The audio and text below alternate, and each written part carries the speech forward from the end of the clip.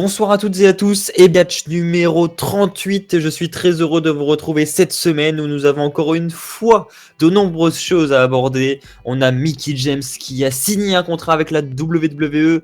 On a Heath Slater et Reno qui pourraient bientôt se séparer. On aura un débat très intéressant sur le Money in the Bank. Un top 5 sur nos women's favorites à la WWE. Bref, vous l'aurez compris, on va parler de beaucoup de choses ce soir. Et pour parler de cela, je serai accompagné premièrement par Guillaume. Salut Guillaume. Bonjour, bonsoir à tous, comment tu vas? Très bien et toi? Très bien, chaud pour ce soir et puis j'ai hâte de voir ce que vous avez dit pour le petit top 5. Ah. Et enfin, il fait son retour dans le podcast. Il n'était pas là la semaine dernière pour le podcast 37 qui faisait son retour. C'est Louis qui est avec nous ce soir. Salut Louis. Bonjour, bonsoir, comment tu vas? Je vais bien et toi? Bah moi ça va très bien et puis j'ai hâte de voir ce que vous avez mis pour vos petits top 5 aussi.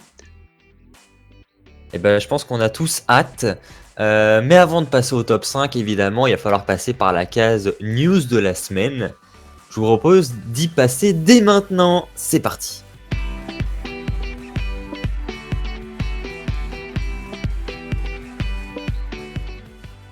Alors comme je vous l'ai dit tout à l'heure, pour les news de cette semaine, nous allons commencer tout d'abord avec une news qui est tombée très récemment, enfin en tout cas à l'heure où on tourne ce podcast. C'est Mickie James qui, comme je l'ai dit, contrat avec la WWE, un contrat à temps plein, donc c'est une très bonne nouvelle je pense pour la fédération, vous allez nous donner votre avis dans un instant.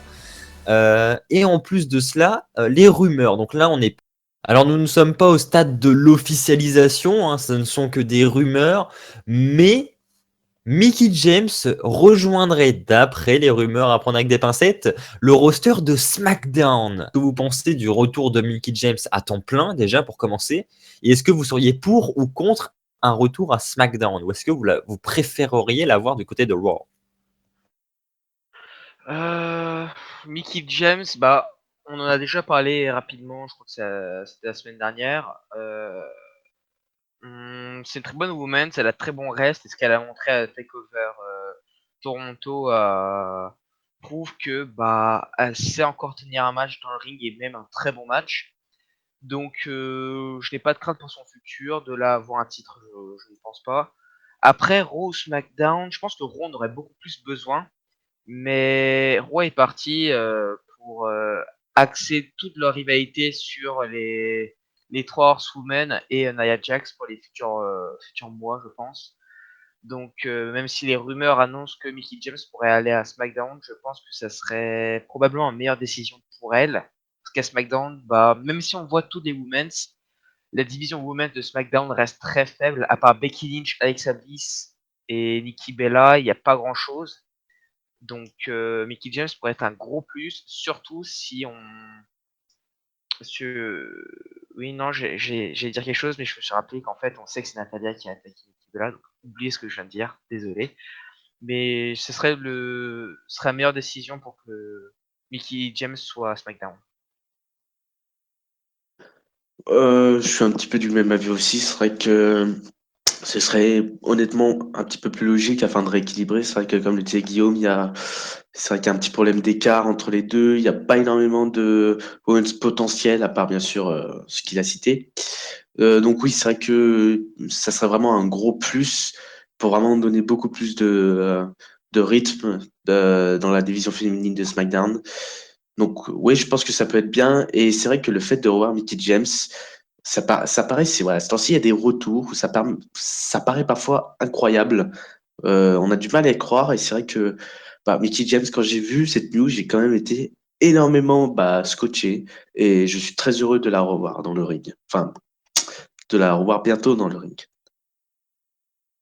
Alors le plaisir est partagé, hein, parce que de même, je suis très content d'apprendre cette news.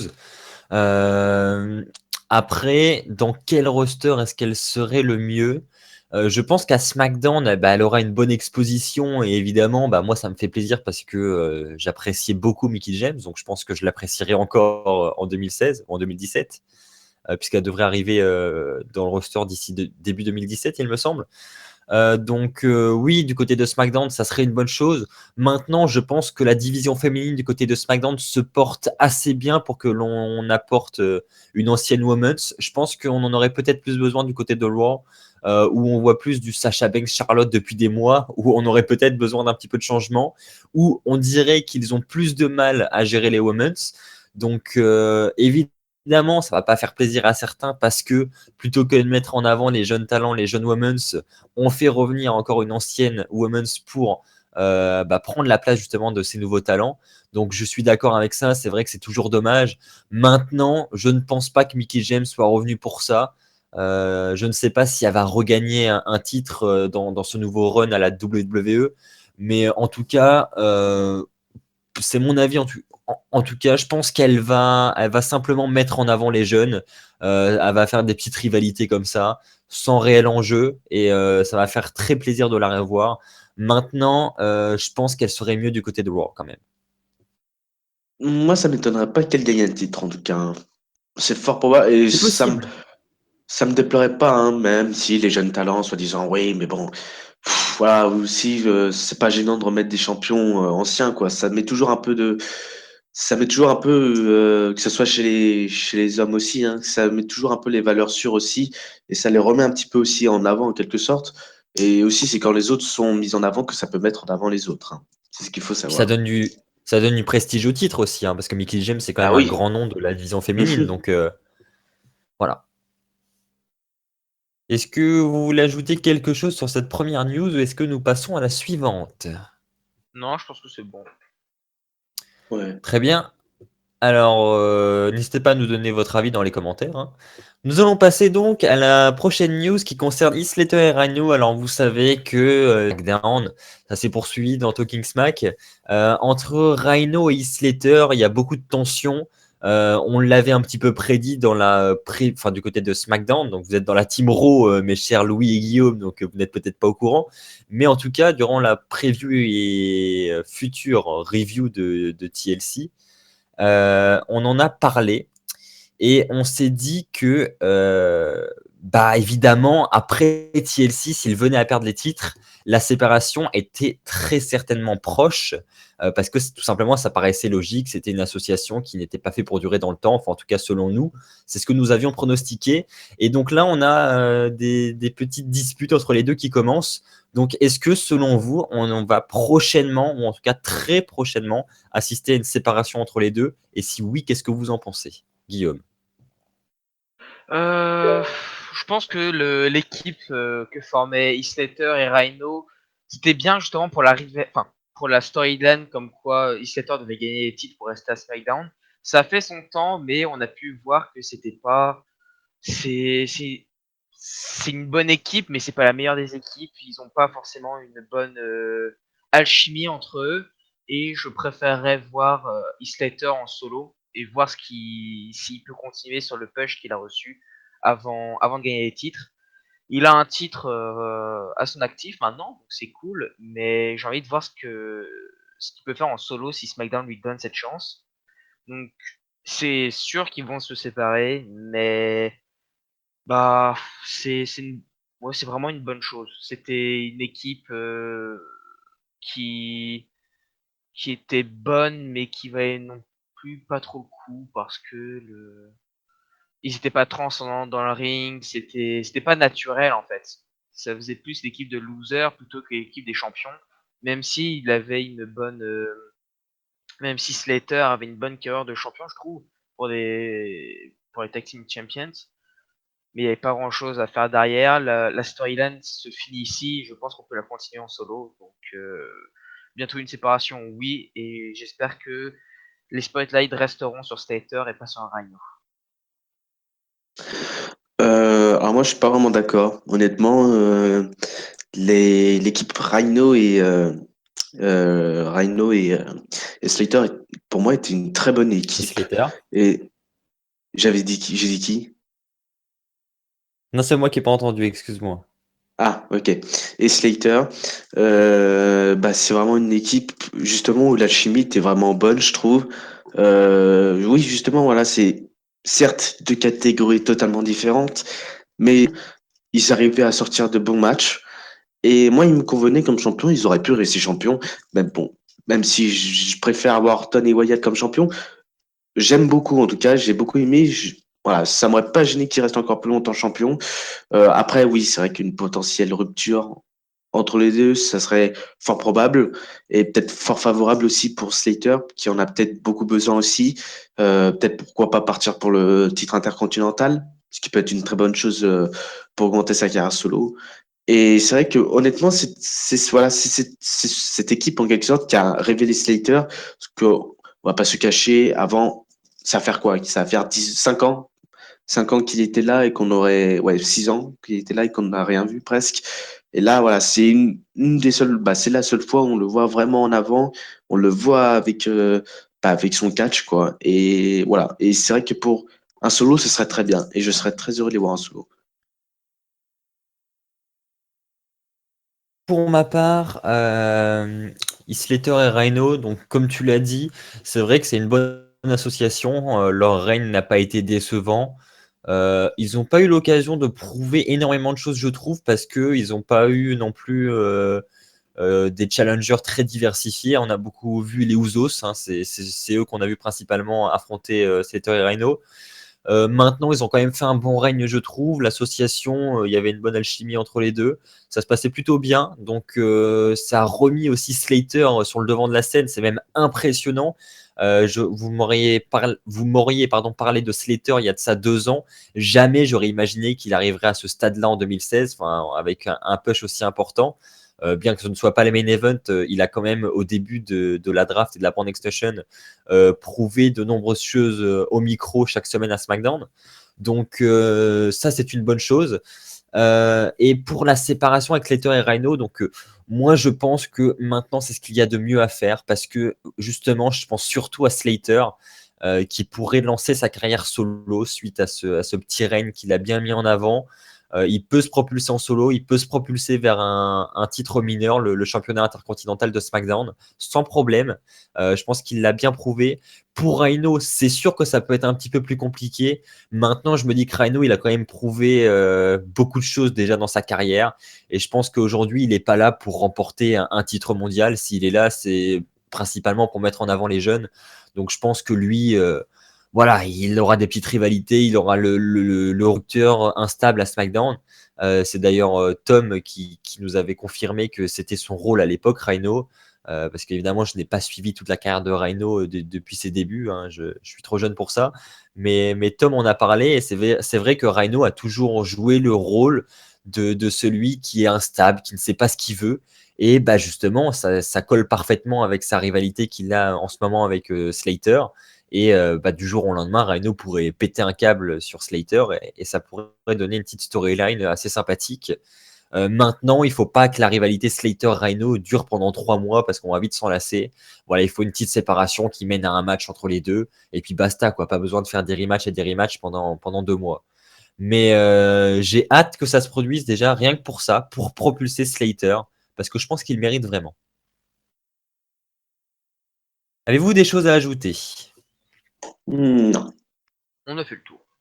On passe donc à la prochaine news. Donc, prochaine news qui est peut-être un petit peu moins importante, mais on va. Donc, je ne sais pas si ceux qui nous écoutent regardent et si vous aussi, Guillaume et Louis, vous regardez le Raw pre-show et même le SmackDown pre-show et même les pré-shows de pay-per-view. Enfin, non, ils ne font plus partie des pré-shows de pay-per-view, donc je dis n'importe quoi. Donc concernant Raw et SmackDown, donc vous saviez qu'avant il y avait un petit pré-show de 30 minutes avant chaque show qui était en direct sur le WWE Network. Et dans ce pré-show, nous pouvions retrouver chaque semaine Scott Stamford, Lita et Jerry Lawler, qui débattaient autour des 5 points qui étaient annoncés pour chaque show à chaque fois. Donc c'était un show, enfin en tout cas de mon point de vue, pas très intéressant parce que ça restait dans le kayfabe, hein, ils parlaient pas vraiment objectivement. Donc à partir de là, voilà, c'est pas forcément intéressant. Chaque chroniqueur avait un point de vue différent à chaque fois. Un voulait que le heel gagne, un voulait que le face gagne. Enfin bref, c'était souvent des histoires comme ça. C'est les pré-shows de la WWE, hein, donc c'est normal. Donc c'est pas forcément intéressant. Maintenant, ils ont décidé de retirer justement ce panel de chroniqueurs. Donc Lita, Jerry Lawler et Scott Stamford ne participeront plus au panel des pré-shows. Et la durée aussi des pré-shows a été modifiée puisque maintenant, ils ne dureront plus 30 minutes, mais seulement 10 minutes. Donc voilà pour la petite information. Petite question, on va pas rester très longtemps sur cette news. Est-ce que vous pensez que la disparition, en tout cas, enfin la durée qui diminue de ces petits pré-shows est importante, ou est-ce qu'au contraire vous vous en foutez totalement et que vous pensez que c'est vraiment le genre d'émission sans intérêt? Euh, Honnêtement, j'ai regardé 2-3 fois quand je regardais Raw en live et c'était pas non plus énorme. Il y a une fois tous les 3 mois, t'as quelque chose qui se passe dans le pre-show, genre une interview exclusive de Sasha Banks ou un début de rivalité entre Bayley et Alicia Fox. Mais sinon, il n'y a pas grand chose qui se passe.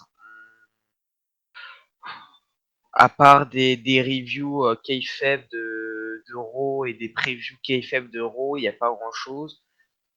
Après, ça fait toujours plaisir de voir Lita, c'est sûr, mais c'est pas très utile. Et le peu de fois où j'ai regardé, ça n'a pas avancé à grand chose parce que on le retrouve de toute façon dans le Raw dès le début du show ou dans les 20 premières minutes. Donc, c'est pas forcément une grosse perte. Après, si c'est pas supprimé et que ça garde juste 10 minutes de promo sur le network juste avant, c'est tant mieux pour ceux qui regardent et qui aiment bien, mais bah ça n'a pas non plus empiété sur la qualité de Raw, donc tant mieux.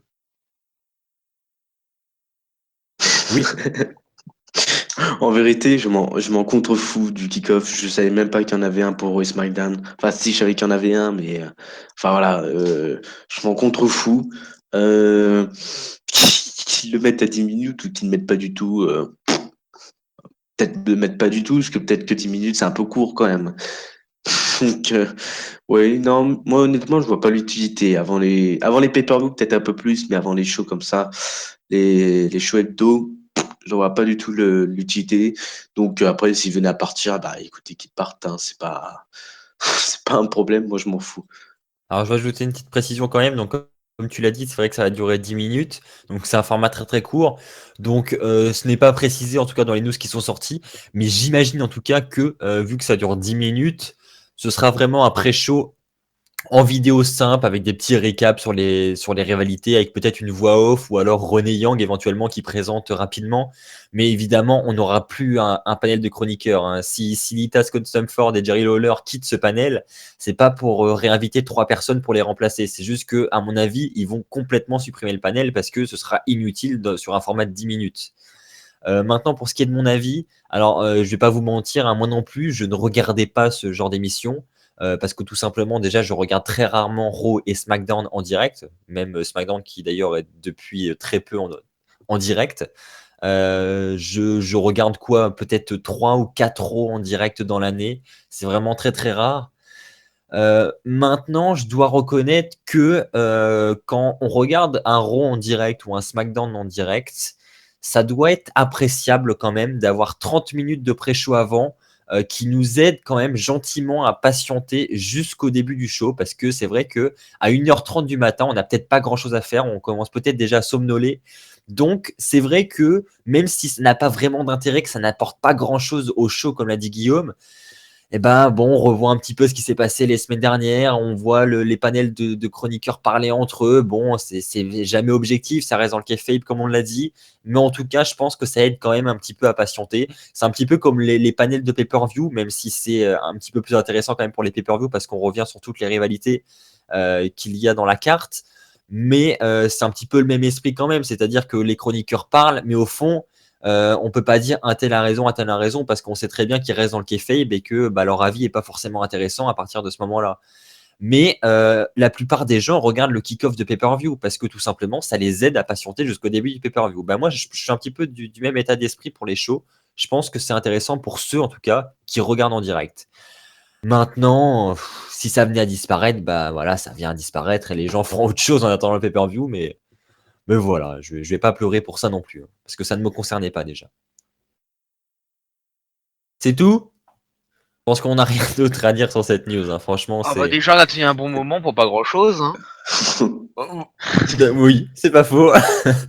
Bon, alors maintenant, on va Il y a passer à encore quelque plus de chose temps de que pour plus un petit sérieux. game. C'est la dernière news pour cette semaine et ça va être vraiment intéressant. Alors, je sais que c'est encore là, on parle de quelque chose qui normalement se déroulera au mois de juillet, mais justement, peut-être pas d'après cette news. Alors, vous savez que depuis justement le mois de juillet dernier, nous avons le retour des deux brands séparés, le retour de la brand Ah extension bon? avec la draft donc qui a C'est drôle. séparé le roster en deux parties. Waouh, que c'est étrange! Et donc cette draft, elle n'arrive pas une fois de temps en temps et hop, on reste 10 ans avec les mêmes rosters, hein, pour ceux qui ne connaissent pas. Non, la draft a lieu tous les ans et ça permet un petit peu de remélanger les catcheurs et de faire passer un petit peu de catcheurs qui étaient à Raw à SmackDown et inversement pour ainsi diversifier les rivalités, ne pas se taper les mêmes rivalités tous les ans. Eh bien, on a appris dernièrement que Vince McMahon aurait réfléchi à propos de cette draft et que celle qui se déroulait habituellement au mois de juillet passerait désormais aux alentours de mai par là, c'est-à-dire quelques semaines après WrestleMania 33. Alors, on ne sait pas pour quelle raison il voudrait déplacer ça ici, mais en attendant, Mais avant, c'était pas il comme voudrait ça? le faire. Donc, C'était pas à ça a cette toujours date été au avant? mois de juin-juillet. Ouais, ouais, voilà. Non, ça a été La avant, draft avait non? lieu au mois de juin-juillet, oui. Ah non? C'était pas C'était après pas. WrestleMania? Si, mais il me semble que si. Il me semblait que c'était juste après WrestleMania.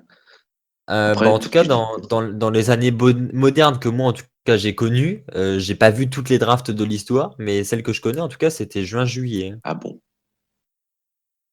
Je peux me Ah, tromper. oui. En tout cas, le draft actuel, enfin celui de l'année 2016, a eu lieu en juillet, et c'était prévu que le prochain, évidemment en suivant la logique, ait lieu également en juillet 17. Maintenant, la news annonce que Vince McMahon aurait décidé de décaler ça à juste après WrestleMania, quelques semaines après. Peut-être que c'était comme ça avant, je peux totalement me tromper. Si c'est le cas, n'hésitez pas à me reprendre. Euh, donc ça, c'est la première news, donc on va en parler déjà. Est-ce qu'il vaut mieux le décaler après WrestleMania ou le garder pour le mois de juillet? Et la deuxième news, c'est que déjà réfléchi au premier draft qu'il fera, la première top star qui changera d'écurie. Et il s'agirait de AJ Styles, qui est actuellement à SmackDown et qui passerait dès l'année prochaine du côté de Raw. Donc, qu'est-ce que vous pensez de cette news? Est-ce que vous y croyez? Et est-ce important d'en parler si tôt? Ou est-ce que ça peut au contraire changer d'ici là? Guillaume. Non! Pas Styles! Non! Styles, c'est le plus gros atout de SmackDown depuis la Brand Extension. Et s'il passe à Raw, bah, à part un énorme transfert de Raw, genre Finn Balor, Kevin Owens, Sami Zayn ou Seth Rollins, bah, SmackDown est bien dans la merde parce que Styles est le visage de SmackDown depuis la Brand Extension. Donc, le drafter, ça va changer énormément de choses. Ça sera beau à voir parce que ce sera un grand moment quand même. Mais il a tellement bossé à mettre SmackDown en avant que ça serait vraiment étonnant. Mais sur la news d'avoir enfin, d'avoir un draft plutôt proche de WrestleMania, bah, c'est une bonne nouvelle parce que surtout du côté SmackDown, je trouve, on commence à toucher le bord de ce qu'on peut faire, par exemple, avec la division féminine. On voit à peu près tout le temps les mêmes tournées. Et division par équipe, ils ont réussi à casser ça et à mettre des champions par équipe avec la Wyatt Family et à faire tourner les équipes, tandis qu'avec la division féminine, ils ont toujours un petit peu de mal. Donc, ce serait peut-être euh, bénéfique pour SmackDown, mais faut voir. Après, la draft, c'est toujours quelque chose de vraiment excitant parce que on peut voir les superstars qu'on suit depuis plus ou moins longtemps être draftés dans un autre show qu'on aime plus ou qu'on aime moins et justement aller voir ce que le show offre. Et aussi, ce qu'il y a de génial avec la draft, c'est que on peut voir, par exemple, si Styles finit à Raw, on pourrait voir un AJ Styles contre Seth Rollins, qui ne s'est jamais produit, me semble-t-il. Et c'est le genre de match, de dream match, mais qu'on ne peut pas avoir parce que justement, il y a deux brands différentes et deux rosters différents. Et le but de la draft, c'est justement de pouvoir créer ces matchs sur le long terme. Donc ça peut être que bénéfique pour la WWE et apporter quelque chose de plus avant SummerSlam de toute façon. Alors, juste avant de donner la parole à Louis, je vais reprendre l'information que je disais tout à l'heure. Donc, il faut savoir que la draft a eu lieu plusieurs fois juste après WrestleMania et plusieurs fois en juin-juillet, comme je le disais. Donc, voilà, Ok. donc on a un petit peu raison des deux côtés. Alors, en 2005, 2006, 2007, 2008 et 2016, la draft a eu lieu en juin. Et sinon, en 2002, 2004, elle a eu lieu en mars. Et en 2009, 2010, 2011, elle a eu lieu en avril. Voilà pour l'information. Putain, enfin, juste Ok. avant WrestleMania, c'est couillu quand même, hein. En 2002 et Euh, 2004 ou je sais plus quoi. Juste avant C'est chaud. WrestleMania, alors attends, il faudrait que j'ai la date Mars, ouais. exacte. C'était Bah, en mars, c'est avant Mania.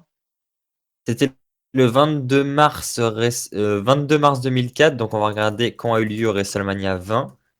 WrestleMania 20, c'était le 14 mars. Donc non, ça a eu lieu après WrestleMania. WrestleMania a été le 14 mars et la draft était le 22 mars. Ça a bien Ouais, changé juste les après, horaires quoi. WrestleMania. Donc c'était juste après, voilà. Donc on partirait un petit peu dans la même optique C'est pour avec les années 2017. sextiles. Hum. On t'écoute, Bon, Louis. Qu'est-ce que tu en penses, toi? alors moi, je serais très content qu'il aille à Raw.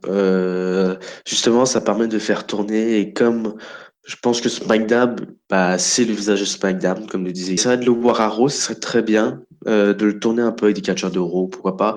Mais c'est vrai que par contre, il faut mettre une autre star. Il faut compenser, il faut mettre une star de Raw à SmackDown. Rollins, Owens ou je sais pas qui. Roman Reigns, je rigole. Mais voilà, pourquoi pas voilà, une grande star de Raw pour aller à SmackDown afin de compenser un peu la balance, pour qu'on ait un peu le même équilibre entre les deux. Je pense que ce serait vraiment... Bah, si Steve venait à Raw, je pense que ce serait le meilleur truc à faire.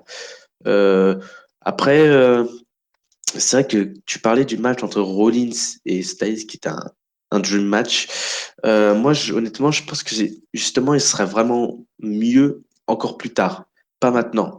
Le temps que les deux se développent de plus en plus, bon, surtout Rollins, mais le temps que ça se développe encore un peu plus, qu'on ait un peu cette brande en tête et tout ça, comme elle vient d'être mise et tout ça. Et voilà, et c'est vrai que peut-être dans 1 ou 2 ans, je pense que le match aurait vraiment plus d'impact et serait beaucoup plus considéré comme dream match. D'accord. Pour ma part, déjà, pour revenir sur la date de la draft, au fond, est-ce que ça a vraiment une grande importance? Comme l'a dit Guillaume, c'est vrai que ça permettrait peut-être de mettre en place des nouvelles rivalités pour SummerSlam, des rivalités inédites, des rivalités qu'on n'aurait pas vues auparavant, qui viendraient tout juste de se former, ce qui nous promettrait en tout cas des bonnes rivalités pour les SummerSlam de chaque année. Donc c'est peut-être un bon point, en effet.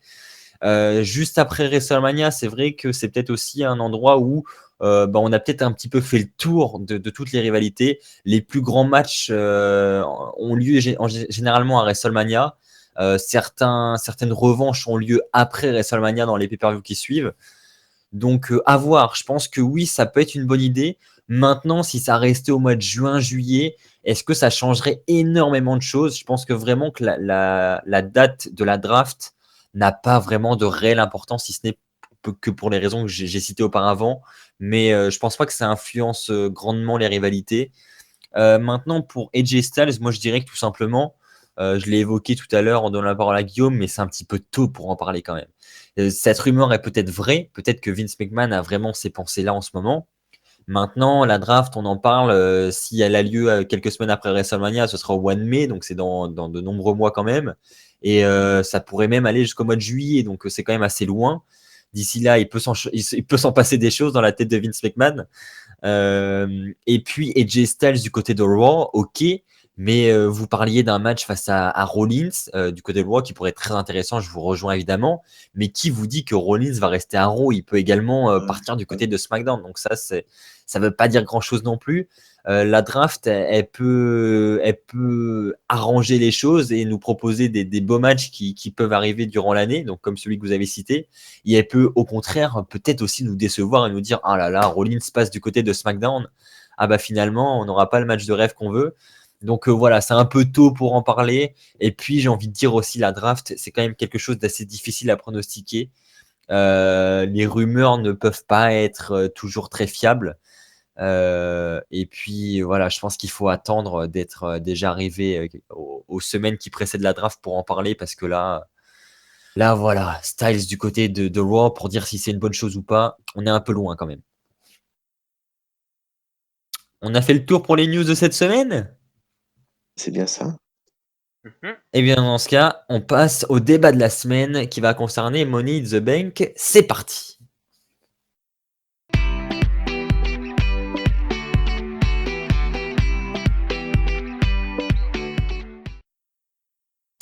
Alors, comme vous venez de l'entendre, on va en profiter pendant qu'on parlait un petit peu de la draft, de la brand extension, etc.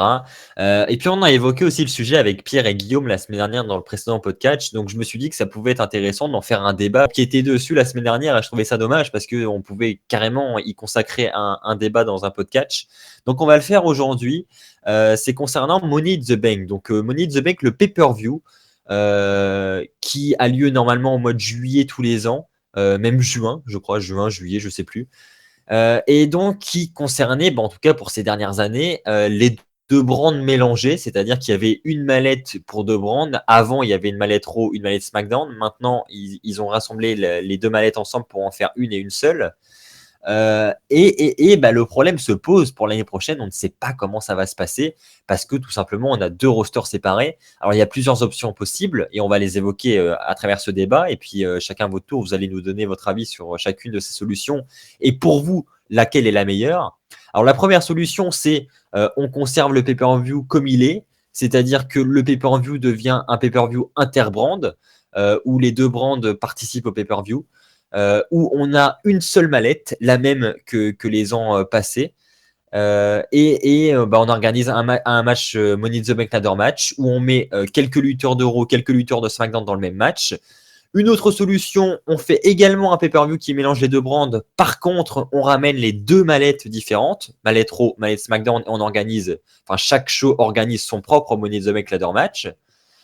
Une autre solution, on donne ou on offre le pay-per-view Money in the Bank à une des deux brands, soit Raw, soit SmackDown, c'est-à-dire qu'il y a une brand qui aura le droit à une mallette et l'autre pay-per-view, tant pis, il n'a pas le droit de participer à ce pay-per-view, il n'a pas la chance d'avoir le pay-per-view Money in the Bank, il devra se contenter de Battleground ou un autre pay-per-view, je ne sais pas. Et la dernière solution, donc il y en a 4, c'est les seuls que je vois possibles en tout cas, c'est carrément, on supprime le pay-per-view Money in the Bank, on n'en voit plus l'utilité parce qu'on ne sait plus comment le gérer, on ne veut pas en faire un pay-per-view important comme les Big Four. Donc on l'enlève et on met le Money in the Bank Ladder Match à WrestleMania, comme au bon vieux temps, où on mélange les deux brands et on organise ce ladder match mythique à WrestleMania chaque année. Qu'est-ce que vous en pensez de ces solutions? Laquelle est la meilleure? On donne la parole à Louis en premier. Alors, il y a plusieurs. Honnêtement, je vais dire les choses tout d'abord qui, je pense, vont se passer. Enfin, comment ça va se passer. Et après, je vais dire mon avis et tout ça. Donc, je Louis pense le que devin. ce qui va se. Voilà. Euh, je dirais même le divin. Mais bon, ça, c'est autre chose.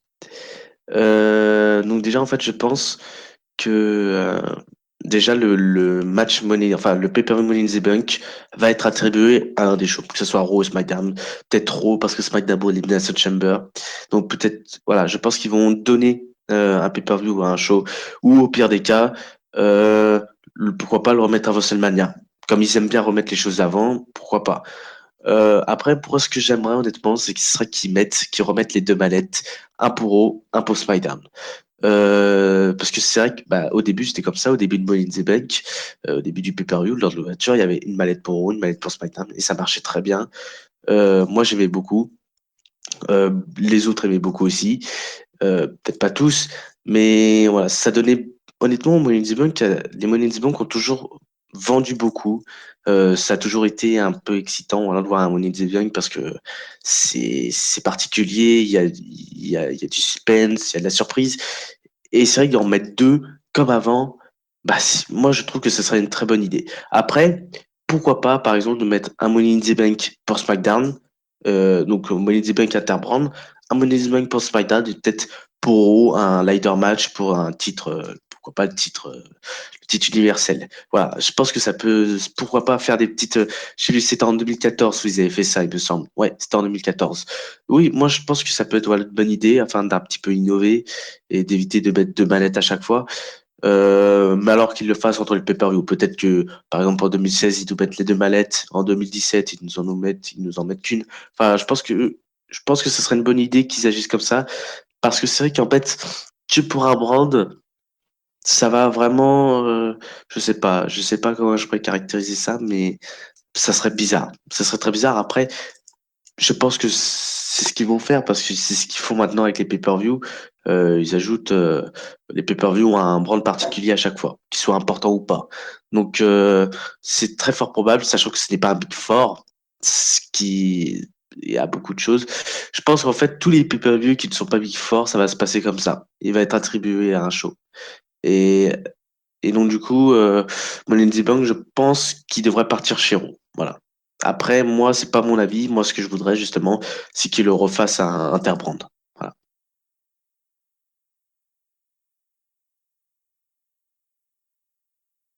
Alors c'est à moi, pardon. J'attendais que Guillaume prenne la parole, mais c'est vrai que c'est à mon tour. Alors, pour ma part, alors il y a beaucoup de choses à dire. Premièrement, moi je suis contre l'option on attribue ce pay-per-view à une seule brand et l'autre n'en a pas. Tout simplement parce que je vois pas pourquoi une brand aurait le droit à ce pay-per-view et pas l'autre. Alors c'est vrai, on peut me dire, bah dans ce cas-là, pourquoi une brand a le droit à l'Elimination Chamber et pas l'autre? Mais je trouve que c'est pas la même chose parce que l'Elimination Chamber, c'est une stipulation. Si je prends un exemple, hein, mais l'Elimination Chamber, c'est une stipulation qu'on attribue à une brand. Donc certes, en l'occurrence, d'après les rumeurs, c'est SmackDown qui aurait l'Elimination Chamber en 2017. Mais j'ai envie de vous répondre, en contrepartie, Raw a Hell in a Cell. Money in the Bank, c'est complètement différent parce que Elimination Chamber, c'est un type de match. Le Money in the Bank, il y a un enjeu quand même. Il y a vraiment quelque chose d'important derrière. C'est un gros enjeu. C'est la superstar qui va remporter le match aura le droit à un match de championnat quand il le veut, où il le veut.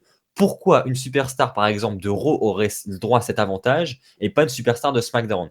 Rien qu'à ce niveau-là, on aurait déjà Raw qui aurait plus d'importance que SmackDown et je pense que ce n'est pas ce que veut la WWE. Elle veut vraiment égaliser l'importance de ces shows et elle ne veut pas donner une priorité à un show plutôt qu'un autre. Donc je pense qu'elle ne va pas partir sur cette option-là. Après, donc je pense qu'on se dirigerait plutôt vers un pay-per-view qui allie les deux brands. À partir de là, il y a plusieurs solutions possibles. Je serais également comme lui pour le retour des deux mallettes et non pas pardon, une seule mallette.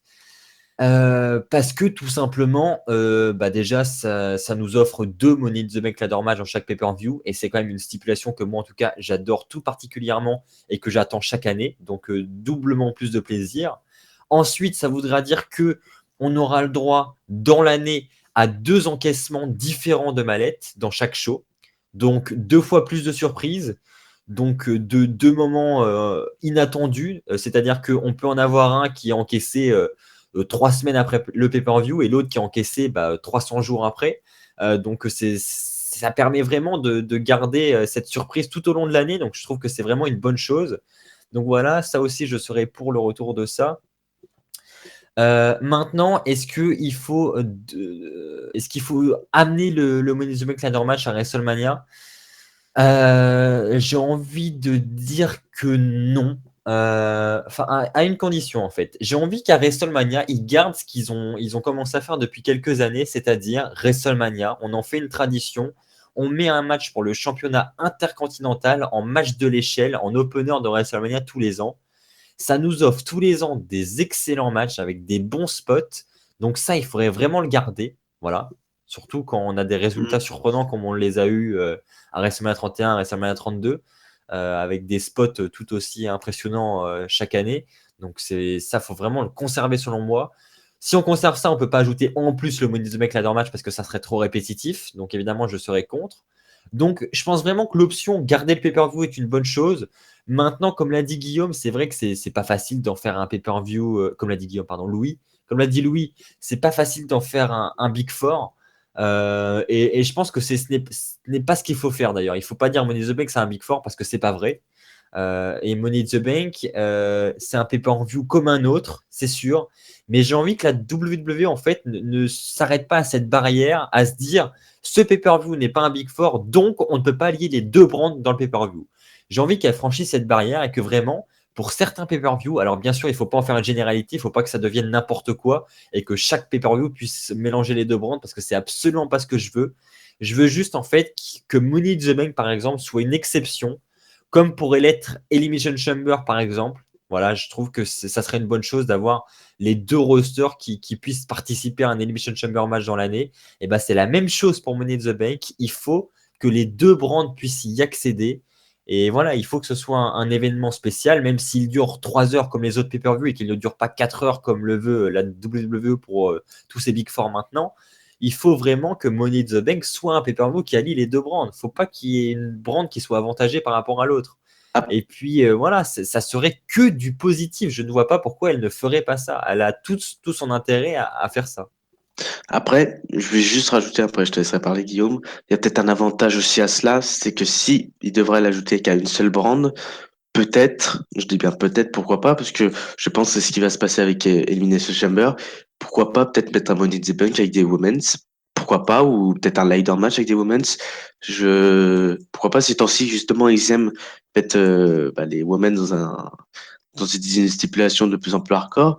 Donc écoutez, pourquoi pas, parce que ça va leur permettre un peu plus de développer certains types de catch sur un match, en particulier sur une stipulation. Moi, j'ai envie de te dire, l'un n'empêche pas l'autre, hein. C'est pas parce qu'on a Parce que deux Money in the si, Bank ladder match qu'on peut pas en avoir un troisième avec des women's. c'est vrai, mais c'est vrai que si par exemple on aurait mis un interbrand à une Cell, je pense pas qu'il y aurait eu Sasha Banks contre Charlotte. Et je sais même pas, je pense pas, c'est qu'il y aurait pas eu Sasha Banks contre Charlotte. En main event en plus. En Mais plus, en après, main event. enfin, en tout cas, c'est mon avis, hein, mais pour revenir sur ce que tu dis, un Money in the Bank ladder match féminin, j'y crois vraiment pas.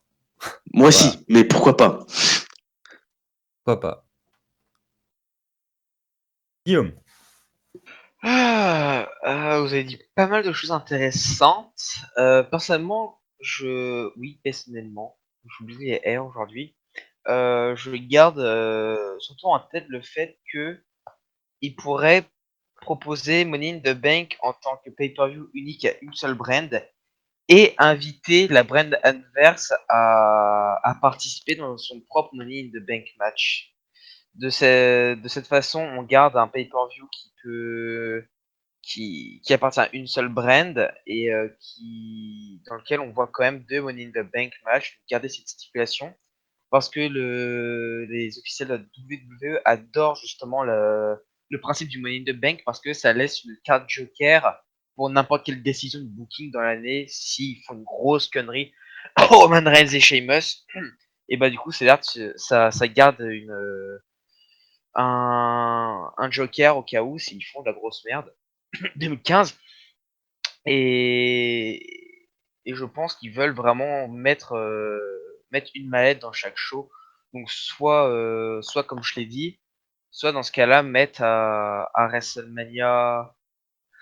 Ah, on pourrait aussi mettre un à WrestleMania pour une brand et un dans un pay-per-view, mais qui correspondrait à l'autre brand. Genre SmackDown Money in the Bank à WrestleMania et Money in the Bank le pay-per-view qui appartient à Raw. Ce serait un petit peu Ça pourrait espacé, un peu être une désordre, non? solution. C'est sûr, mais s'ils n'ont pas d'autres idées, ça pourrait être une solution. Et sinon, bah, j'aime toujours le principe du Money in the Bank à WrestleMania et le fait de pouvoir combiner les 6 meilleurs ou 8 meilleurs, ça dépend, chaque année ça change, mais les meilleurs de chaque brand dans un match Money in the Bank, bah, je trouve ça encore plus excitant que de voir des Money in the Bank, même si on a deux dans la même soirée, des fois c'est pas non plus les deux meilleurs. Et honnêtement, par exemple, avec WrestleMania 24 ou 25, où on avait mélangé les deux brands pour avoir un seul Money in the Bank, ça avait donné quelque chose de vraiment très bon. Et c'est le genre de choses que j'aimerais revoir à la WWE, surtout si ça se passe à WrestleMania. Ouais, mais Bah, c'est ça, vrai tu que vois. l'idée du titre intercontinental serait peut-être mieux pour WrestleMania. Voilà. Moi, je trouve que, en fait, Money in the Bank Ladder Match ou match de l'échelle pour le titre intercontinental, en soi, la qualité du match est un peu la même, hein, on va pas se mentir. Il y a juste l'enjeu qui change, mais sinon, on a à peu près le même type de match. Donc, moi, je préférerais qu'on garde cette optique-là avec le titre intercontinental, plutôt que d'avoir le Money in the Bank à WrestleMania, de supprimer cette tradition pour le titre intercontinental. Et encore, on parle de tradition, ça se trouve, c'est juste un hasard qu'on ait 2 années consécutives avec ce type de match, hein. Ça se trouve, on ne l'aura pas l'année prochaine. Mais je trouvais que c'était une bonne idée de le conserver chaque année, en tout cas. Bah, de toute façon, le pay-per-view Money in the Bank a été annoncé, je crois, pour 2017, non? Il me semble. Non, je ne crois pas, hein. Non, non. Ah bon? Non, mais il va l'être. Non, Et non, ils sont pas annoncés si tôt, les pay-per-view. bah, ils ont déjà annoncé Survivor Series 2017, hein. Ouais, mais c'est Oui, les Big mais sur Four, Survivor Series, c'est justement. pas. Ouais. Oui. C'est comme SummerSlam, on sait où il aura lieu, mais les pay-per-view interbrand, même si on ne sait pas si ce sera un pay-per-view interbrand ou pas, on ne connaît jamais la date à l'avance. On apprend l'Elimination Chamber qui aura lieu au mois de février, tu vois. Donc, Oui. Bon, on verra bien, mais de toute façon, s'il est annoncé, il sera probablement annoncé avant WrestleMania. Donc, Oui, on même verra avant. s'il appartient à une brand ou pas. non, moi je ne pense Oui, pas, c'est ce que je... justement, hein. Ah bon? Hmm.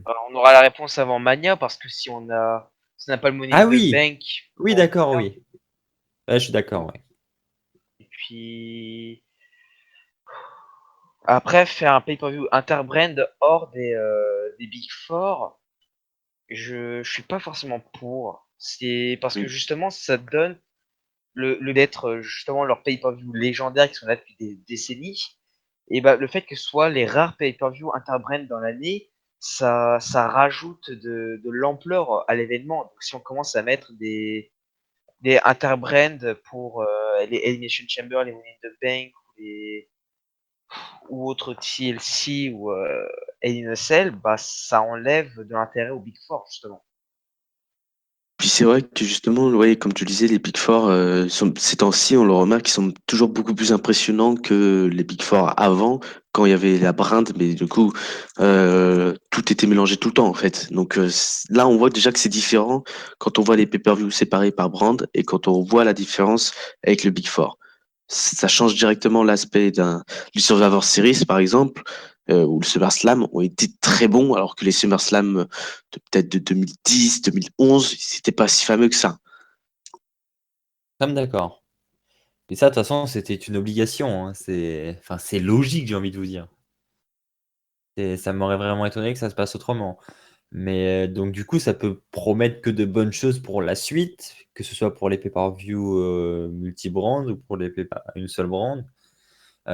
Mais voilà, Money in the Bank, c'est pas pour ces raisons-là, c'est pas parce que les Big Four ont cette qualité-là qu'on ne peut pas non plus offrir ça à Money in the Bank. Enfin, je vois pas pourquoi ça ne serait pas possible, quoi. Sans pour autant lui attribuer le terme Big Four.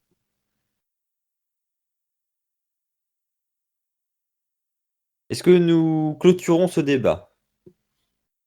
Euh, je pense qu'on a tout dit. Juste, je maintiens le fait que les interbrands, c'est uniquement dans les Big Four et que ça enlèverait l'intérêt au Big Four si on commençait à mettre par exemple Money in the Bank en interbrand.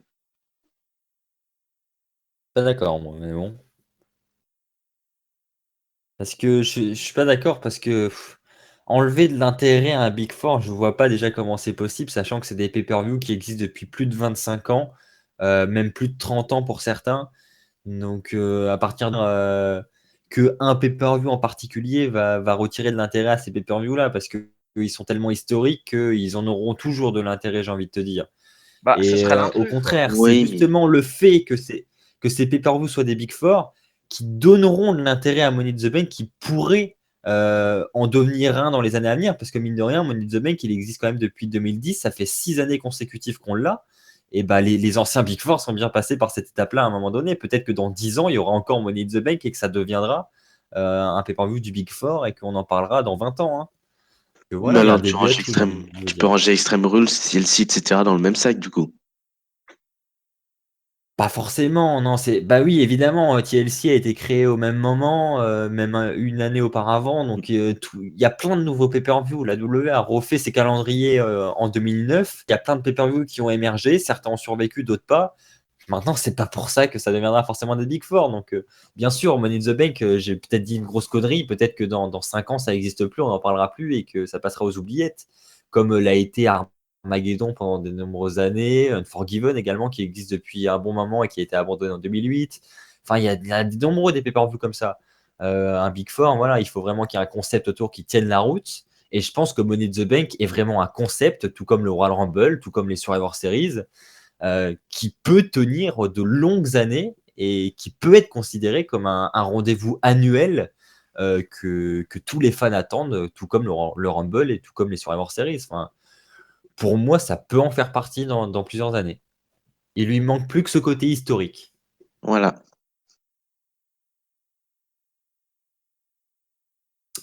On en termine. on en Oui. termine.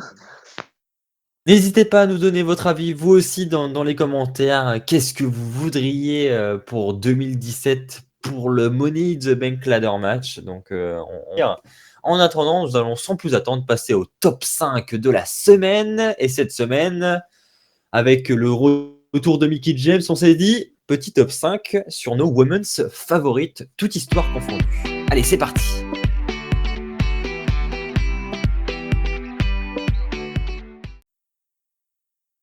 Alors, comme je viens de le dire, on va chacun notre tour donner une woman's qui nous a marqué. Donc, ça peut vrai les années 1880 avec Mae Young. Non, je déconne. J'ai un énorme respect pour Mae Young qui nous a quittés malheureusement. Mais voilà, vous l'aurez compris, ça peut aller des plus anciennes années jusqu'à aujourd'hui. Ça peut être Charlotte, ça peut être Sasha Banks, ça peut être Bayley, ça peut être Dana Brooke, pourquoi pas. Voilà, ça peut être vraiment n'importe quoi. On commence avec moi-même. Donc, c'est parti pour le top 5. À la 5e place, pour ma part, j'ai mis qui? Alors, attendez, je retrouve. Oui, j'ai mis Charlotte, excusez-moi. Alors, Charlotte, parce que c'est tout simplement pour moi la meilleure women's qu'il y a dans l'ère moderne. Alors, j'ai hésité avec Sasha Banks, parce que c'est vrai que j'avais une petite préférence pour Sasha Banks depuis plusieurs mois. Maintenant, après réflexion, je me dis que Charlotte a quand même prouvé davantage de choses, qu'elle est quand même beaucoup plus mise en avant. Elle nous a proposé de très beaux moves. Elle est vraiment très souple. Elle nous propose des moonsaults et même d'autres sortes de sauts très impressionnants. Elle est capable de tenir longtemps dans le ring. Elle a beaucoup d'endurance. Elle nous propose des beaux matchs. Elle a participé au Hell in a Cell match. Sa victoire à WrestleMania 32. Bref, je pense que Charlotte fait partie des women's de l'ère moderne, en tout cas de ces dernières années, que l'on retiendra dans 10-20 ans et très certainement une future Hall of Fameuse. Je ne sais même pas si ce terme se dit, mais voilà, je l'ai dit en tout cas. Charlotte, 5e place, c'est mérité.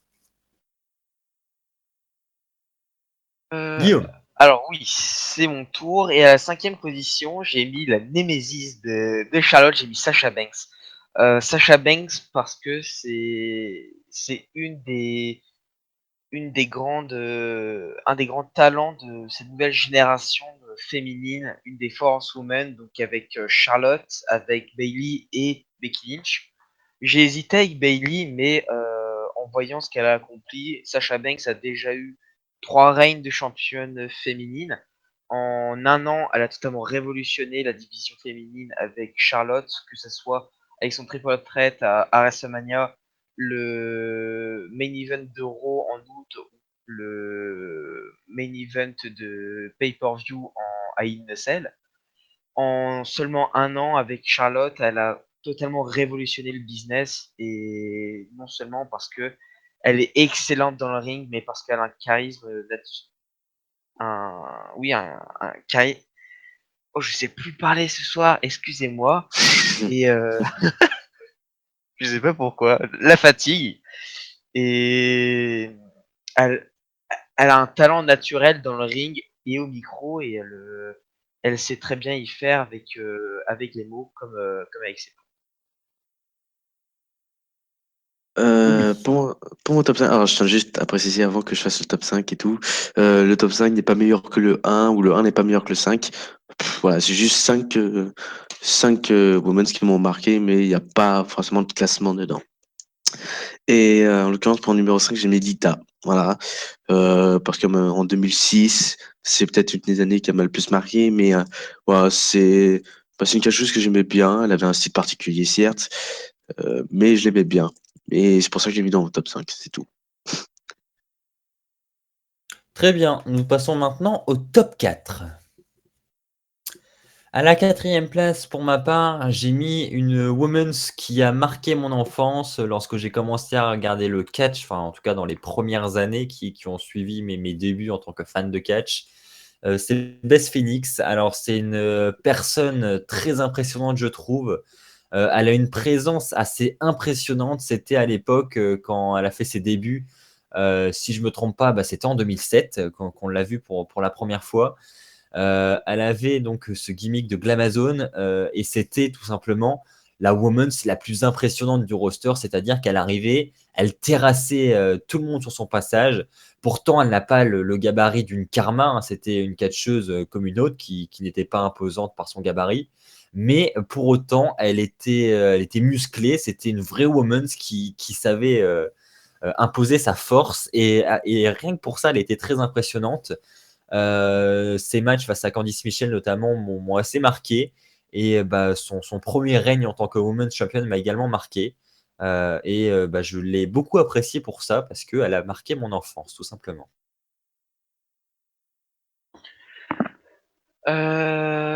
En numéro 4, moi j'ai mis AJ Lee parce que après justement ces quelques années de passage à vide après le départ de Trish Stratus et Lita, bah il n'y a pas eu grand chose en division féminine à WWE et à part Natalia qui a essayé de changer un petit peu ses habitudes de diva. Et puis AJ Lee est arrivé et en seulement quelques années, elle a réussi à tout changer. Elle s'est débarrassée de son image de petite amie un petit peu débile à côté de Dan Bryan, allumeuse avec CM Punk, qui a embrassé Hans Vogel. Et elle s'est débarrassée de cette image et elle est devenue l'une des plus grandes championnes des divas de l'histoire, avec un règne de un peu plus d'un an, je crois. Eh ben, elle était battue par Et Nikki. oui, non, mais voilà, c'est pour son règne. Après, Nikki, c'est pas la même chose. Nikki, elle a un long règne parce qu'elle devait battre AJ Lee, tandis qu'AJ Lee, c'est juste parce que c'était la meilleure. Il y a une raison pour laquelle elle a été championne aussi longtemps, et c'est parce que AJ Lee était la meilleure dans ce qu'elle faisait, même si avec Caitlyn à côté qui était excellente. En quelques années, elle a réussi à donner un nouvel espoir à cette division féminine. Et même si elle n'a pas réussi au final à vraiment tout changer autant que l'ont fait Banks, Lynch ou Charlotte, et elle a quand même planté les graines pour ce qui sera après la division féminine et le début des adieux du titre des divas. Pour mon top 4, moi j'ai mis Mickey James, puisque ça a toujours été une diva que j'ai bien aimé, que j'ai beaucoup aimé plutôt, notamment grâce à sa pose de finition aussi qui était assez stylée. Et voilà, elle a plus, c'est vrai qu'elle a toujours eu de bons matchs. Bon, elle a eu des mauvais bien sûr, mais elle a toujours eu de bons matchs. Et à mon souvenir, elle m'a jamais déçu presque. Donc voilà. J'ai pas entendu ton top, Louis, tu peux le répéter s'il te plaît? J'ai dit Mickey James. D'accord, c'est bien ce qui me semblait avoir entendu. Donc, je vais pas être original pour mon top 3 parce que bah voilà, c'est tout simplement Mickey James également. Oh, t'es pas Alors, original. comme tu l'as dit, mais déçu non plus. Et comme Beth Phoenix, j'ai envie de vous dire, elle a un petit peu marqué mon enfance parce que c'était la woman tout simplement que chaque semaine, quand je regardais le catch à la télévision, c'était celle que j'attendais le plus. Aussi bien pour son in-ring qui était très impressionnant, son finish aussi que j'appréciais beaucoup, comme tu l'as dit, Louis. Elle a fait ses débuts en 2005 à la WWE, donc pareil, ça m'a assez marqué avec son alliance et ensuite sa future rivalité avec Trish Stratus. Donc il faut savoir que Mickie James à ses débuts jouait un gimmick de lesbienne et voulait absolument pécho Trish Stratus, voilà. Ah oui, Et au ouais. final, elles ont Quoi? fini une rivalité ensemble. Donc voilà, c'est assez original pour faire des débuts. Donc ça m'a marqué. Et puis, il faut pas non plus oublier que Mickey James, et j'ai envie de te reprendre, Louis, parce que tu m'as déçu, tu as employé le terme diva pour qualifier Mais Mickey oui, parce James, qu'il a été ça va considéré pas, comme non? diva avant, c'est pour Mickey ça que James j'ai dit n'a ça. jamais été une diva. Ouais, c'est vrai, c'est vrai. Non, ça n'a jamais été une diva, et bien au contraire, elle a été 5 fois Women's Champion, donc pareil, le nombre de Women qui ont réussi à obtenir autant de fois ce titre sont rares, donc rien que pour ça, elle a marqué l'histoire, elle mérite d'être dans mon top 3.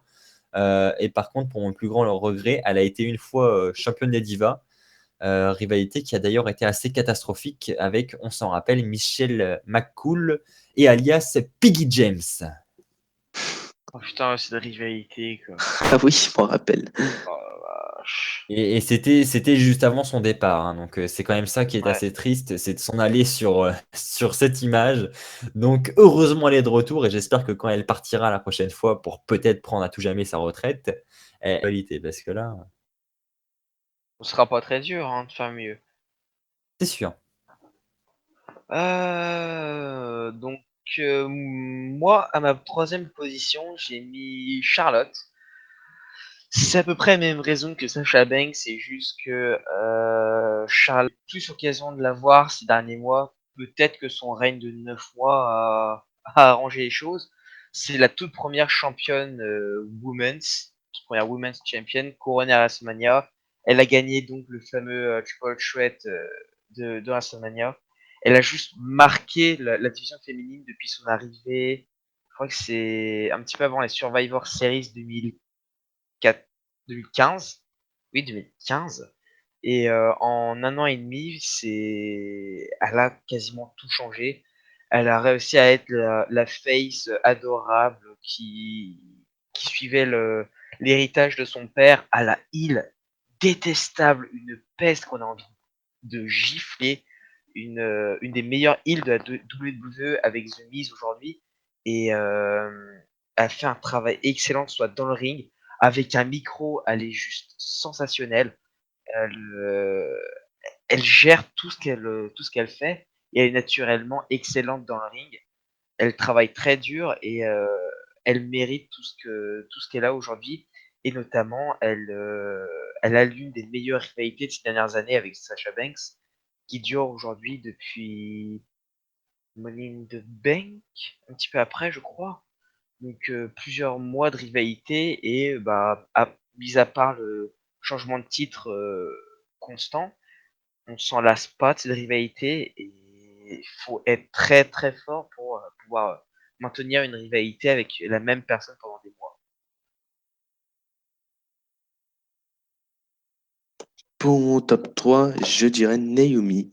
Parce que Naomi, euh, depuis le début de sa carrière, elle a toujours été très impressionnante quand elle a été cette pom-pom girl, cette cheerleader. Ben, elle a toujours été, elle a été vraiment très bonne au niveau in-ring. Euh, Pareil, quand elle était en heel, elle était très bonne. Pour moi, niveau charismatique et tout, il y avait pas, elle était irréprochable.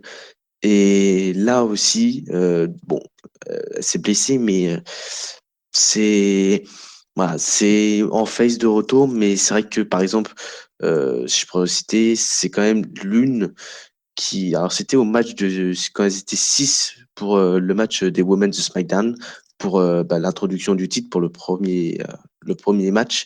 Et c'est presque elle qui a fait tout le match, quoi. Donc, ça montre encore que. Je dis pas que c'est elle qui a fait tout le match. Je dis qu'elle a fait une majeure partie du match. Et c'est ce qui rend vraiment que c'est vraiment une catcheuse indispensable à la WWE maintenant. Et indispensable pour SmackDown. Très bien, nous passons maintenant au top 2. Pour ma part, à la deuxième place, j'ai mis une lutteuse que tout le monde connaît sans aucun doute. Il s'agit de Lita.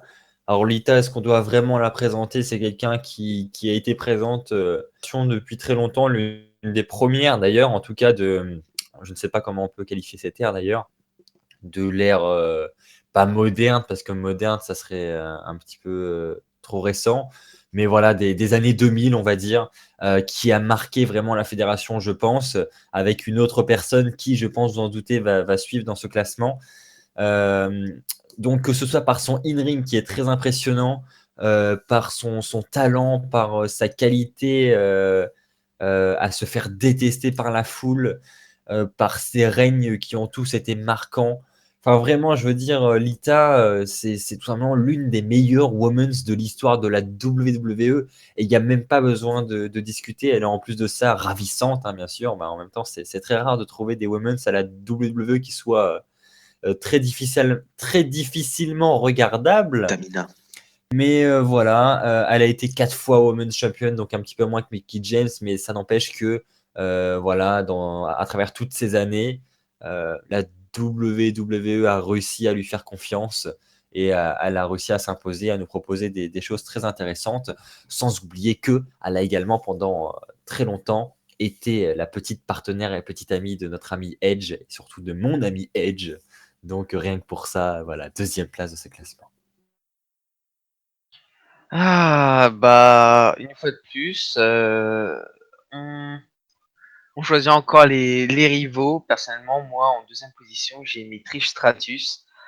Elle a marqué l'histoire de sa présence. Elle a vraiment créé une révolution avec Lita sur comment on voit les femmes à la WWE. Avant, c'était bras and panties match, c'était des combats à grands coups de coussin dans le pif. Et quand elle est arrivée, elle a réussi à utiliser son image de bimbo manageuse à, à son profit et elle a pu se sortir de cette image et devenir juste l'une des meilleures women de l'histoire de la voix qui part en couille. Une des meilleures women de l'histoire de la WWE en quelques années. Elle a eu des matchs, des 5 stars avec de nombreuses personnes, que ce soit Lita, que ce soit Mickie James, et j'en passe d'autres. Et ça, ça, sa rivalité avec Lita est juste légendaire. Qui ne connaît pas l'histoire de ces deux-là sur le bout des doigts, tellement on rabâche les oreilles avec en arc. Et juste, elle a changé le visage de WWE pour les femmes. Elle a inspiré de nombreuses women par la suite sur toute la nouvelle génération qui arrive aujourd'hui. C'est la génération qui a été inspirée par Lita et Trish Stratus. Et sans elle, on n'aura peut-être pas cette révolution féminine aujourd'hui à WWE. Et juste, on ne pourra jamais suffisamment la remercier pour ça. Même si elle a été même si elle a été la cause de bien des problèmes de la WWE par la suite. Alors, je me sens vraiment mal de l'avoir oublié parce que je l'ai pas mis dans mon top 5 et je l'ai oublié. Pourtant, elle est Oh, inoubliable, hein. Mais je l'ai oublié. oh. Mais bien sûr, Trish Stratus, c'est juste formidable. Mais moi, j'ai pas mis elle. J'ai mis quelqu'un beaucoup mieux, voilà, qui a beaucoup plus de mérite, qui est juste totalement mieux. C'est Natalia. Bah oui, totalement mieux, Natalia. Natalia, non, j'ai mis Natalia parce que Natalia, moi, je l'ai. Alors, c'est vrai que ces temps-ci, je l'aime, j'ai du mal. Mais alors, avant, en 2010, ouais, 2010, quand elle affrontait Lily Cool et tout ça, alors j'étais un fanboy. Je l'adorais. Voilà. Donc, c'est vraiment pour ce souvenir que je l'ai mis. Très bien. On passe maintenant à la dernière étape de ce top 5, le top 1, c'est parti. Pour ma part, à la première place, n'est plus une surprise, je l'ai teasé tout à l'heure, j'ai bien sûr mis Trish Stratus. Alors déjà, pour son theme song, hein, son theme song qui, à chaque fois qu'il retentissait dans l'arène, voilà, me faisait jouir de plaisir. Ne vous emballez pas, hein, ce ne sont que des mots. J'aimais beaucoup son thème déjà pour commencer. Ensuite, après cela, bah voilà, Trish Stratus est toujours aussi ravissante. Euh, on parle évidemment de ses rivalités légendaires avec Lita. Voilà, tout simplement. Ça n'a jamais été une déception. Ensuite, que dire de Trish Stratus que bah, c'est peut-être la woman qui a remporté le plus de titres féminins à la WWE. Et voilà, je pense que ce n'est pas un hasard. C'est peut-être parce qu'elle a le talent qui suit derrière et voilà tout ce qu'il faut pour être une bonne championne. Donc elle l'a été 7 fois.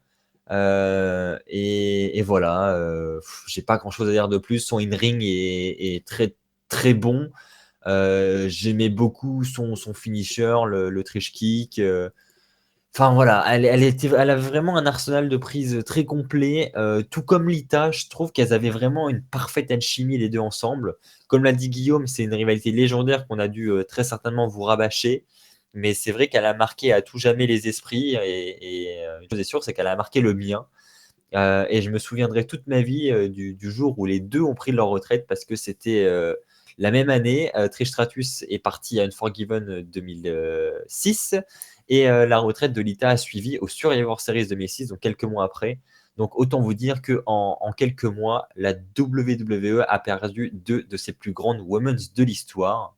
Mais on est aujourd'hui en train d'en fabriquer des nouvelles avec Charlotte, Sasha Banks, etc. Donc voilà, la nouvelle génération arrive, donc il ne faut pas pleurer. Non, il ne faut pas.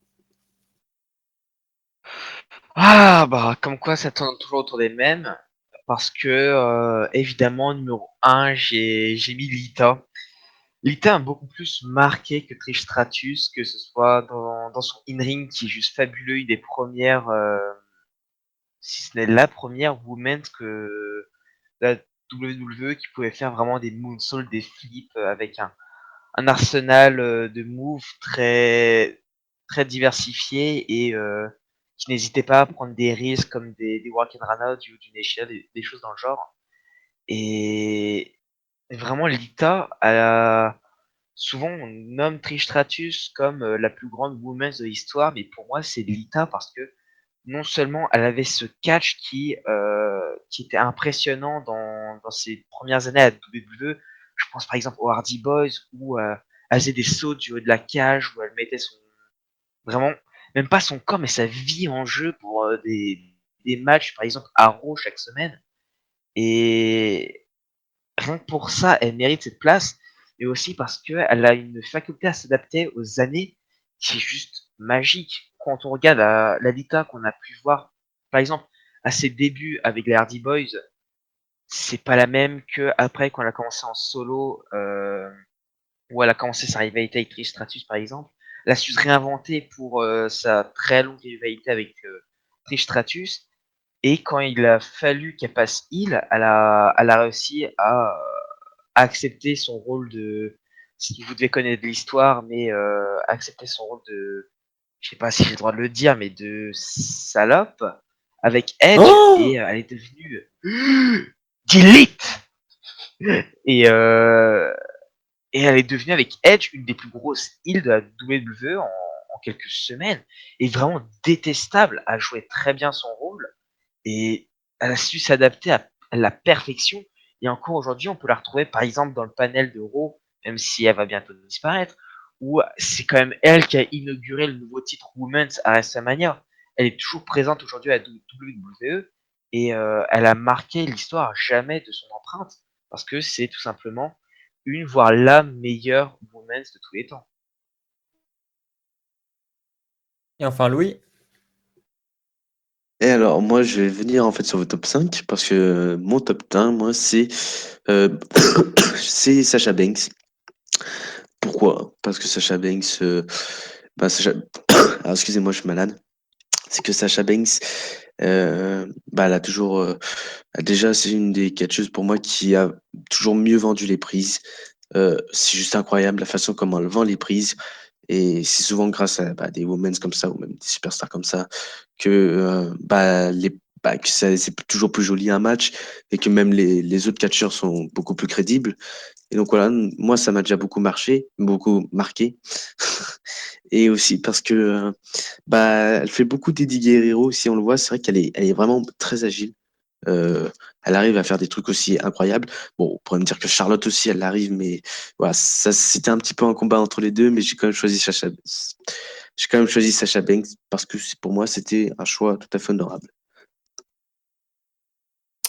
Eh bien, tu as raison. Et puis, de toute façon, c'est un top 5, c'est purement subjectif, donc chacun a le En sien. plus, Et justement, nous allons demander à ceux qui nous écoutent de nous donner leur top 5 dans les commentaires. Et puis, comme ça, on verra un petit peu les goûts de chacun. Et puis, on verra si les classements diffèrent en fonction des personnes.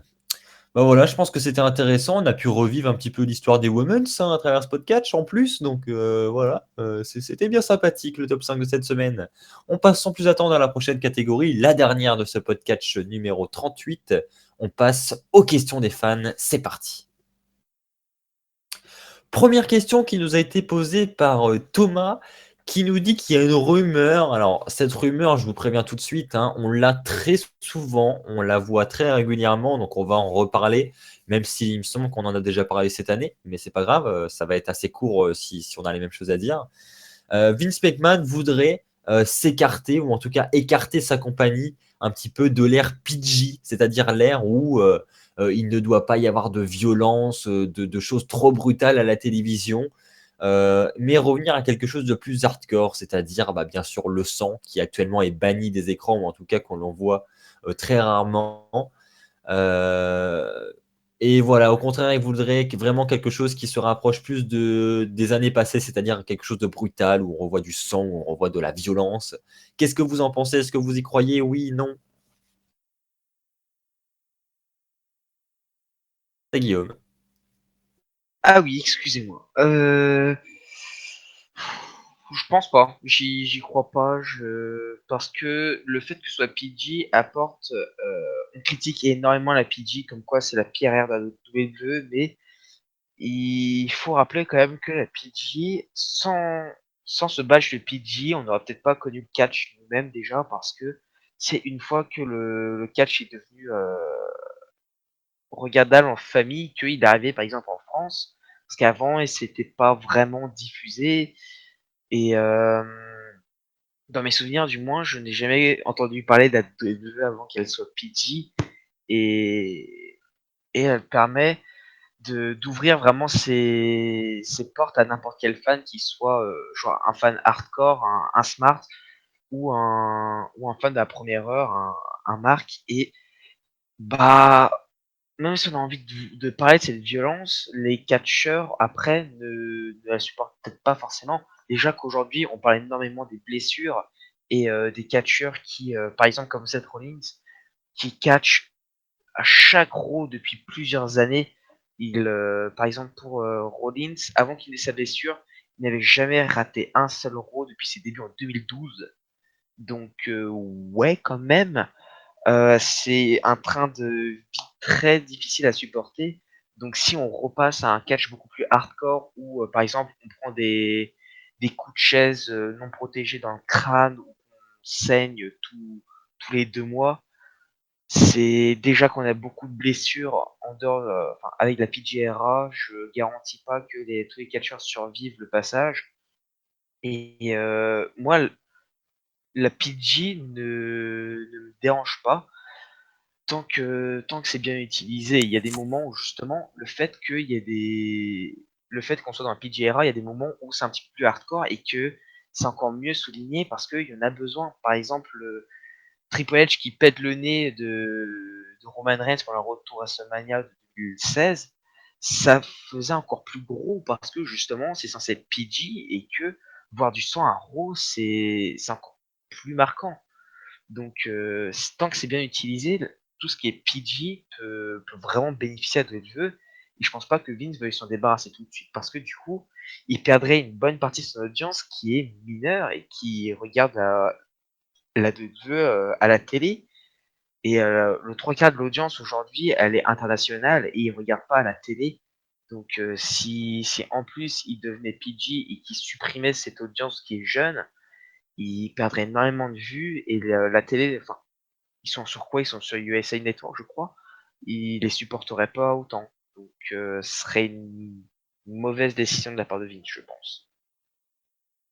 Oui, Alors moi, honnêtement, ça m'étonnerait vraiment pas qu'ils le fassent. C'est vrai que ces temps-ci, ces cartes, ils ont envie vraiment de repartir dans l'ancien. Et je trouve que c'est une bonne idée déjà. Mais non, je pense que moi, ça m'étonnerait pas. Je vais y arriver, hein. Mais ça m'étonnerait pas que Vince le fasse. Je pense que justement, bon, il y a des mineurs, ok, mais je pense pas à l'époque, il y avait toujours des gamins qui regardaient. Moi-même, à 8 ans, je regardais ça. C'est pas, voilà, je pense que c'est pas pour ça. Je pense que ça poserait pas vraiment de problème pour l'audience, en tout cas. Mais je- ça me choquerait pas. Mais c'est vrai que je serais pour et je pense que Vince va le faire. d'accord. Alors pour ma part, ça va être très simple. Je ne crois pas à cette news et je crois encore moins au retour de cette ère hardcore, comme l'a cité le comme l'a cité, pardon, j'ai perdu son prénom, c'est Thomas dans sa question.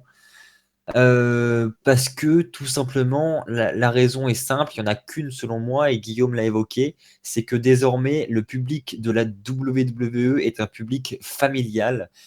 Comme tu l'as dit, Louis, c'est vrai qu'à l'époque aussi où il y avait l'Attitude Era, etc., il y avait quand même des enfants, mais voilà, c'était assez limité, c'était réservé vraiment principalement aux smart, aux adultes qui venaient pour voir du catch, et qui venaient pour voir n'importe quoi, quoi. L'Attitude Era, c'était vraiment, bah voilà, l'Attitude Era, il pouvait s'y passer n'importe quoi, des choses très choquantes. Donc c'était vraiment réservé à un public adulte. Maintenant, faut avouer qu'aujourd'hui, le catch est purement familial. J'ai récemment fait une interview avec Philippe Chiaro et on a d'ailleurs évoqué ce sujet-là à un moment donné. Tout à Et fait. Philippe Chiaro me l'a d'ailleurs dit. La WWE, si elle est présente en France aujourd'hui, c'est principalement parce que c'est c'est désormais destiné à un public familial et c'est pour ça que ça marche autant et que ça touche autant de personnes. Donc, de ce point de vue-là, la WWE touche un maximum de personnes. Elle a des millions de followers sur les réseaux sociaux et elle a des millions de téléspectateurs chaque semaine qui suivent hebdomadairement ses shows. Et c'est à cause de ces raisons-là. C'est parce que, justement, les enfants sont fans de ce sport divertissement. Et si on ramène justement ce côté un petit peu hardcore, et bien évidemment, ils vont perdre de l'audience parce que les parents ne vont plus laisser les enfants regarder des choses où on y verra, à l'époque de l'Attitude Era, on y voyait aussi bien des têtes en sang que des femmes à poil. Donc voilà, c'est pour ça. Les enfants peuvent être éloignés des écrans si jamais cela venait à revenir. Et là, qu'est-ce que ça provoque? Évidemment, une baisse d'argent. Et on sait que Vince McMahon n'aime pas beaucoup perdre de l'argent. Il aime bien se remplir les poches, ce qui est normal, hein, c'est la logique lorsque l'on tient une entreprise. Maintenant, voilà, la raison est simple pour moi. La seule raison pour laquelle la Pidgera nous tient depuis des années et pour la raison pour laquelle elle nous tiendra encore pour les années à venir, c'est l'argent. Ça touche énormément de personnes, dont les enfants, qui représentent une très grande partie désormais du public de la WWE. Et rien que pour ça, et ben voilà, ils vont garder la PGRA, ils n'ont aucune raison de l'enlever. Je vais ajouter un dernier point avant de passer à la question suivante. C'est vrai que Louis, tu l'as évoqué aussi, ces derniers mois, ces dernières années, même j'ai envie de dire, c'est vrai qu'on se rapproche un petit peu plus hardcore, c'est vrai qu'on a des moments un petit peu plus brutaux. On a l'occasion notamment de voir Brock Lesnar défoncer la tête d'Orton, avec Orton qui se retrouve ensemble. Bon, je suis pas certain que tout soit prévu du début jusqu'à la fin. On va pas se relancer dans le débat, mais bon, c'est vrai que c'était un petit peu flou. On a Aiden O'Cell aussi, où on a eu des moments assez choquants. Shane McMahon à WrestleMania qui saute du toit de la cage. On a vraiment Ambrose aussi avec les punaises cette année. On a eu vraiment des moments assez hardcore. Maintenant, c'est encore très loin de l'attitude era. Donc, je pense que la WWE, en fait, n'est pas sur le point d'effacer petit à petit la PG era. Je pense qu'elle est juste en train d'essayer de trouver un juste entre l'RPG et les moments un petit peu plus brutaux. Voilà. Elle essaie de se positionner un petit peu entre les deux pour satisfaire un petit peu tout le monde, pour que les smart comme nous se disent ah ouais, c'est bon, on a quand même des moments qui sont assez choquants. On reste pas dans des matchs normaux où on voit jamais de réelle violence. Non, non, ils nous en mettent un petit peu de temps en temps. Et d'un autre côté, ils se disent bon les gars, écoutez, on va pas non plus mettre un match où on lui met des coups de chaise dans la gueule jusqu'à ce que le catcheur soit défiguré. Non, parce qu'on a quand même un public assez jeune, on a quand même des enfants, donc du coup, on va quand même y aller mollo. On va mettre de la violence, mais à un quota minimum pour pas choquer les plus jeunes et pas perdre une partie de notre public. Donc je pense que c'est vraiment ça la logique aujourd'hui de la WWE. Dernière question, et ensuite on pourra conclure ce 38e podcast. La dernière question qui concerne l'Undertaker qui nous a été posée par Hugo. Alors vous savez que le SmackDown de cette dernière semaine, l'Undertaker qui nous a dit que désormais, en tout cas pour cette année, il ne revient pas plus pour son seul but WrestleMania et nous a clairement fait comprendre que voilà, il allait participer au prochain pay-per-view ou en tout cas aux prochains épisodes de SmackDown. Donc, est-ce que vous pensez que c'est une bonne chose le retour de l'Undertaker à SmackDown? Est-ce que vous pensez que c'est une bonne chose de lancer l'Undertaker dans des matchs hors WrestleMania, c'est-à-dire si on le voit au Royal Rumble, si on le voit à l'Elimination Chamber, au pay-per-view qui suit, etc. Est-ce que vous êtes content en tout cas de le revoir pour ce genre de scénario? Bah, c'est Undertaker, donc forcément, c'est toujours quelque chose d'impressionnant à voir, mais bah, il a perdu énormément de valeur depuis sa défaite à WrestleMania, et de plus, sa défaite en rivalité avec Brock Lesnar. On sent à chaque match que c'est de plus en plus dur pour lui de catcher, que l'âge le rattrape et que c'est de plus en plus contraignant même de le voir catcher. À chaque match, c'est comme s'il l'entachait encore un peu plus son héritage et tout ce qui fait de l'Undertaker, le Deadman, le Phenom. Donc j'espère qu'il est là juste pour une figure de tombe et qu'il va pas juste revenir dans le ring pour Royal Rumble ou pour WrestleMania, parce que les rumeurs disaient qu'il pourrait affronter AJ Styles au Royal Rumble, mais est-ce qu'il tiendrait un match, même AJ Styles, qui pourtant a la faculté incroyable d'avoir un 5-star avec même James Ellsworth, je sais pas s'il pourrait tenir dans un match face à un Undertaker sloppy as fuck dans un ring. Je sais plus combien, il doit être autour des 50 balais. Je crois qu'il a 51 ans. Et Undertaker est de pire en pire dans un ring. Donc, s'il reste là juste en tant que figure d'autorité, il n'y a aucun problème. Il peut rester là. C'est toujours quelqu'un que les fans apprécient énormément. Et moi, le premier, on peut pas ne pas aimer l'Undertaker. Il a fait tellement de choses pour cette compagnie. C'est le premier catcheur que j'ai connu, le premier catcheur que j'ai aimé. Et je pourrais jamais le détester. Mais plus il catch et plus il tâche sa réputation. Donc j'espère juste qu'il est de retour, mais écarté des rings. Ça, honnêtement, on en parle depuis tout le temps, quoi. Il revient, donc moi, je vais rien dire de plus, hein. On va en conclure là-dessus, c'est que voilà, c'est toujours la même chose, quoi. Donc moi, je pense qu'il faut en arrêter depuis que WrestleMania est passé. Et voilà. Donc, qu'il vienne, qu'il se rajoute, il fait ce qu'il veut, mais ça sera toujours contraignant pour lui. J'ai rien à rajouter dessus. Alors je trouve un petit peu dur parce que, bon, c'est vrai qu'on en parle assez souvent. Maintenant, parce que voilà, le retour de l'Undertaker, c'est quand même ce qui est attendu chaque année, hein, depuis, qu'il est, clairement part-timer. Tous les ans, la question revient: «Quand est-ce que l'Undertaker va revenir?» Là, vraiment, c'est une question un petit peu plus large parce qu'on parle pas d'un retour pour un match à WrestleMania comme je l'ai évoqué. C'est quand même, je pense, on peut le dire, le dernier run de l'Undertaker à la WWE. Alors attention, quand on dit run, évidemment, faut pas s'attendre à quelque chose de ouf, hein. On va vraiment avoir un run qui va pas être exceptionnel, je pense, parce que comme vous l'avez évoqué, l'Undertaker il commence à être âgé. C'est clair que comme on l'a pu le voir dernièrement, il a du mal à tenir les matchs, niveau endurance, etc. À son âge, ça peut se comprendre, ça devient compliqué.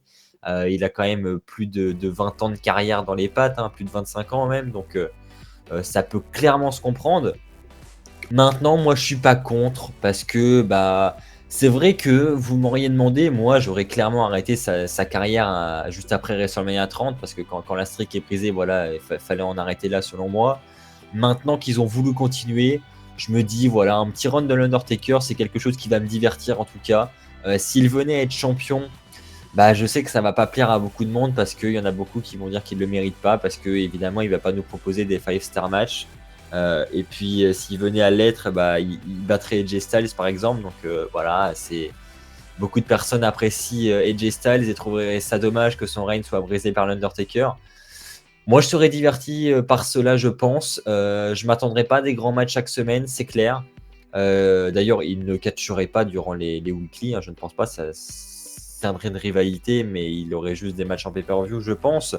Mais ça me gênerait pas, voilà, juste histoire de se dire, voilà, l'Undertaker, c'est très certainement son dernier règne de champion que l'on voit, son dernier run à la WWE. Donc rien que pour ce moment, voilà, je serais content de revoir ça une dernière fois. On en a terminé. On a terminé. Bon, voilà, c'est ainsi que va se terminer cette 38e édition du podcast. J'espère qu'elle vous aura plu. On a évoqué vraiment des sujets divers et variés ce soir. On a évoqué énormément, que ça vous a intéressé du début jusqu'à la fin. On se retrouve donc très prochainement pour de nouvelles émissions. Alors quand cette émission sortira, vous retrouverez le dimanche qui suit le WWR comme d'habitude. Vous retrouverez la preview de Roadblock en direct à 21h le dimanche soir. Vous retrouverez d'ailleurs peut-être, je ne sais pas, alors ça ce sera confirmé, l'interview de Philippe Chiraud. Ça dépendra de comment j'avancerai le montage, etc. Mais ce sera disponible très prochainement. Comme d'habitude, le calendrier de l'Avent qui s'enchaîne par notre fabuleux Guillaume. Et voilà. Je pense que j'ai tout dit. Il ne me reste plus qu'à remercier Guillaume et Louis d'avoir participé à cette 38e édition. Bien, merci à toi. Et puis vous remercier, vous, de nous avoir écoutés jusqu'à la fin. De rien, c'est avec plaisir. Et je pense qu'on peut se dire à la semaine prochaine. Allez, bye tout le monde. Abana. Bye.